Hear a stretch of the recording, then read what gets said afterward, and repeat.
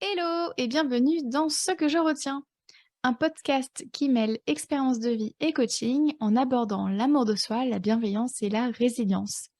Je m'appelle Camille et je suis coach de vie certifiée. C'est parti!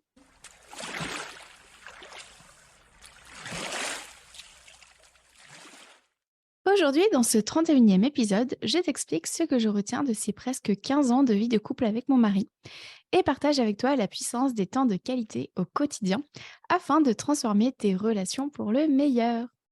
Cette année, ça va faire 15 ans que je suis en couple avec mon mari. On se connaît bien, on est très complices, mais il y a un truc qui nous a encore plus rapprochés ces dernières années.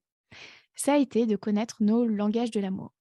Je t'en parlais dans les épisodes 21 et 27. Chez moi, ce sont les mots qui transmettent le mieux l'amour. Mon mari, lui, s'il apprécie que je lui dise les choses, il sera moins à l'aise à communiquer verbalement. Là, je le dis de manière posée, hein, mais il y a quelques années, notre couple est passé par une traversée du désert dans laquelle j'envisageais le divorce comme unique issue. Je savais qu'il m'aimait, mais je ne me sentais pas aimée. Après avoir lu le livre de Gary Chapman et avoir fait un travail sur moi grâce au coaching et à l'auto-coaching, j'ai compris ce qui n'allait pas. Je n'avais pas la bonne paire de lunettes. Je cherchais désespérément quelque chose qu'il ne pouvait pas me donner. L'amour que m'exprimait mon mari n'était pas dans les mots, mais dans sa présence. Alors, sans étaler notre intimité, ni même son intimité, pardon, je vais quand même te partager un exemple. Quand je lui propose s'il veut se joindre à moi pour aller marcher, très souvent, il vient, même s'il n'a pas envie de marcher. La plupart du temps, il me dit si c'est pour passer du temps ensemble, alors je veux bien aller marcher. Avant, clairement, ça m'énervait qu'il fasse une activité qu'il n'aime pas juste pour passer du temps avec moi. En fait, je me projetais à sa place. Pour moi, il était et il est encore hors de enfin, encore plus à l'époque, mais il était hors de question pour moi de me forcer à faire un truc que je ne voulais pas et je me disais qu'on passait, déjà du temps ensemble donc voilà quoi, je comprenais pas, pourquoi est-ce qu'il venait du coup et on en a discuté et lui m'a expliqué qu'il préférait passer du temps avec moi, à faire un truc que j'aime plutôt qu'autre chose. Alors j'ai changé ma paire de lunettes et j'ai progressivement remarqué tous ces moments tout bêtes du quotidien où on est bien ensemble, où il rayonne. Je me suis là, j j'avoue, je suis un peu émue, hein, parce qu'on en a fait du chemin en presque 15 ans. Hem, En tout cas, notre vie de couple s'est nettement améliorée depuis qu'on se crée des moments de qualité dans le quotidien et surtout qu'on est capable de les repérer l'un comme l'autre. Et puis je manquerai aussi pour moi des moments de qualité. Je me fais des sortes de dates, en tête à tête avec moi-même.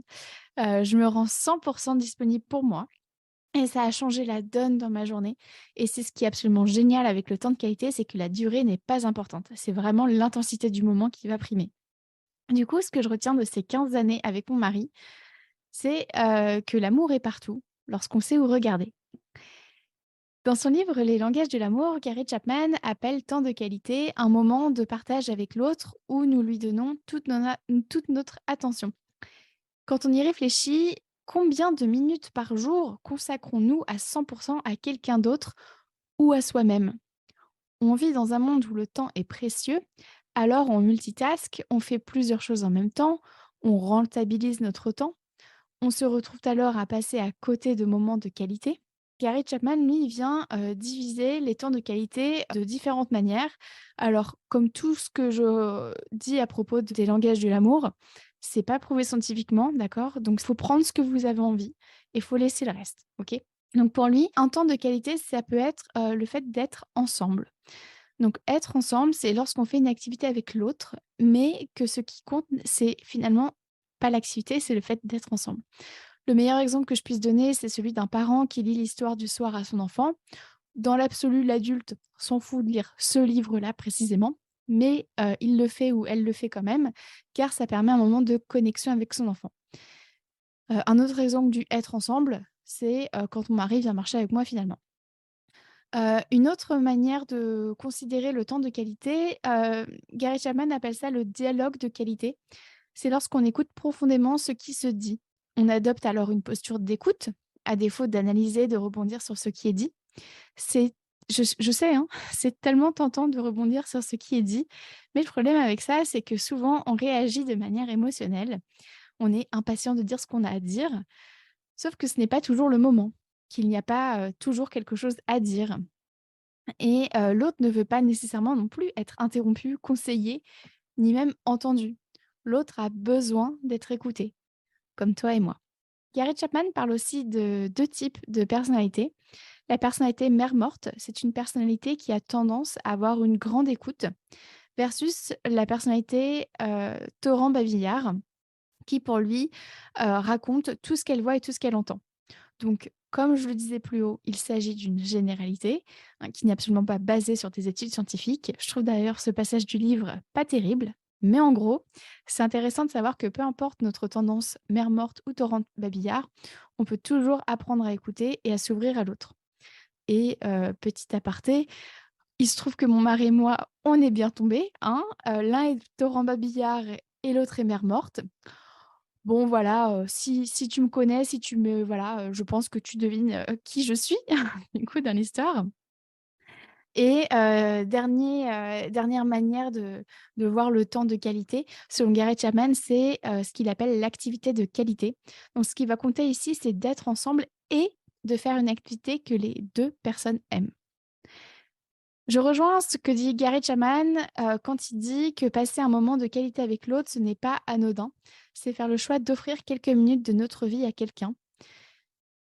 Juste, je vais le redire parce que ça fait du bien, je trouve et je trouve que c'est vraiment précieux. Passer un moment de qualité avec l'autre, ce n'est pas anodin. C'est faire le choix d'offrir quelques minutes de notre vie à quelqu'un. Bien entendu, on n'est pas obligé d'être en couple pour passer des moments de qualité, hein. Ça peut se faire avec n'importe quel être humain, ta maman, ton ami, ton collègue, la voisine, et j'allais dire même, ton animal de compagnie si tu en as un. On peut aussi prioriser des moments de qualité avec soi-même. Alors encore une fois, le but n'est pas de se prendre 1 heure pour soi tous les soirs, hein, mais plutôt de prendre quelques minutes pour soi dans la journée. Par exemple, prendre 10 minutes en rentrant du boulot pour faire du coloriage. 10 minutes sur 24 heures, c'est rien, hein. Plutôt que de passer 10 minutes dans ta voiture avant de rentrer chez toi, transforme ce temps que tu as déjà en moment de qualité. Si toi aussi tu veux transformer pour le meilleur tes relations amoureuses, amicales, familiales, ou bien que tu souhaites améliorer ton quotidien, voici ce que je te propose. Tout d'abord, fais un audit de ta gestion du temps avec les autres, ainsi que du temps que tu passes en solo. Donc, lorsque tu racontes ta journée à Suzanne, par exemple, que fais-tu? Fais-tu plusieurs choses à la fois? Qu'en penses-tu? Est-ce que tu te sens épanouie dans ces moments-là? Est-ce que ce sont des moments qui comptent? Est-ce que tu si c'était un des derniers, moments de ta vie, est-ce que tu te dirais: «Ah, c'était vraiment un moment de qualité»? Hem, Au niveau des moments solo que tu as dans la journée, est-ce qu'ils te plaisent? Est-ce que tu les trouves qualitatifs? Est-ce qu'ils te nourrissent? Est-ce que tu es, avec le recul, contente d'avoir passé ce moment solo avec toi? Ensuite, communique aussi sur tes besoins. Par exemple, te dire: «J'ai besoin d'être écoutée, dis-moi quand tu es dispo». Ou bien: «Je termine mon truc et je suis à toi dans 15 minutes. Là, je serai pleinement avec toi». J'en ai pas parlé plus haut, mais c'est vrai que quelque chose qu'on a vachement bien mis en place avec mon mari, c'est vraiment ce truc de, «Est-ce que là, tu es disponible pour qu'on parle?» versus, interrompre, ce que l'un ou l'autre est en train de faire pour, raconter un truc. En fait, dans ces moments-là, je me souviens, on s'écoutait, mais enfin, on s'entendait et on faisait des petits: «Oui, oui, oh, oh, oh, c'est vrai» et en fait, on n'était pas là pour l'un et pour l'autre et on passait à côté de la conversation et on passait à côté de ce que l'autre voulait transmettre et finalement, bah, on passait du temps ensemble, mais c'était pas on se créait pas vraiment de souvenirs ou de connexion. Et du coup, bah, maintenant, on va clairement se dire les choses, en fait. J'ai besoin, d'être écoutée, j'ai besoin de te dire plein de choses, de juste vider mon sac, de voilà, de faire mon petit torrent babillard. Du coup, je te laisse me dire quand tu es dispo. Et alors ça, c'est pas, on peut quand même avoir de la spontanéité là-dedans, justement, mais ça permet de ouais, de s'offrir un moment, de s'offrir quelques instants de vie partagée. Ensuite, je te propose aussi de visualiser tes moments de qualité parfaits. À quoi ressemble-t-il? Par exemple, lorsque tu es en famille, un moment parfait avec, cet ami sinon, ça se passe comment? Et les moments avec toi, qu'est-ce que tu pourrais faire de court mais intense qui transformerait ta journée? Pose-toi aussi des questions puissantes. Comment je peux passer un bon moment avec Suzanne? Et si j'avais 10 minutes de plus par jour, j'en ferais quoi? Quelle est cette action que je vais faire aujourd'hui qui va me permettre d'accroître mon bien-être? Comment je peux transformer ce trajet en moment de qualité? Comment je peux transformer ces 5 minutes en 5 minutes de qualité?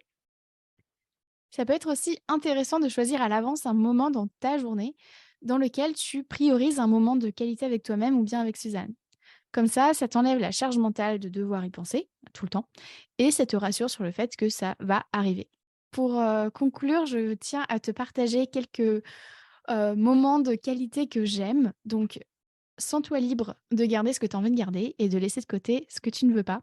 Ce sont juste, des moments, de qualité que moi je me crée, pour moi ou pour les autres. Si toi, il y en a qui te parlent, je t'invite à les noter. Si tu as besoin de plutôt toi de tu es dans l'introspection, mais plutôt à l'écrit, fais des listes, tout simplement.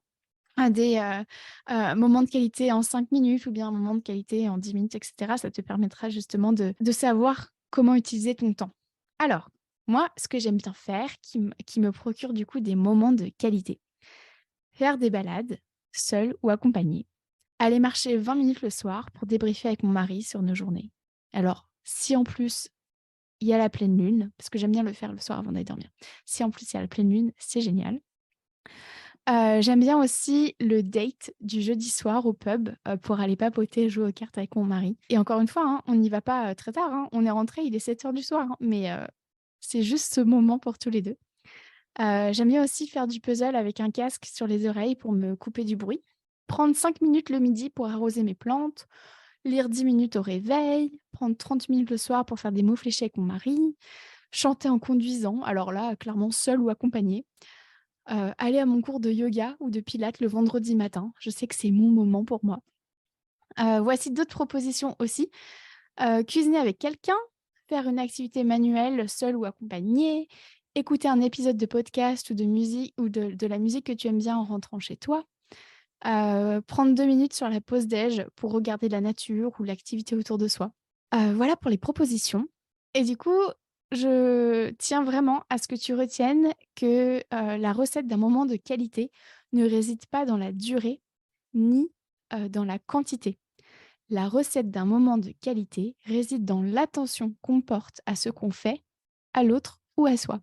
C'est la connexion qui compte, d'accord? Donc rappelle-toi, le temps, tu l'as déjà, reste plus qu'à le transformer. Et voilà pour aujourd'hui. Et toi, que retiens-tu de cet épisode?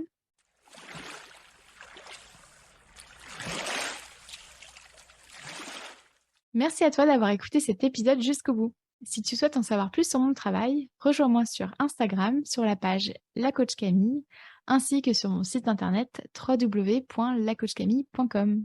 Prends soin de toi.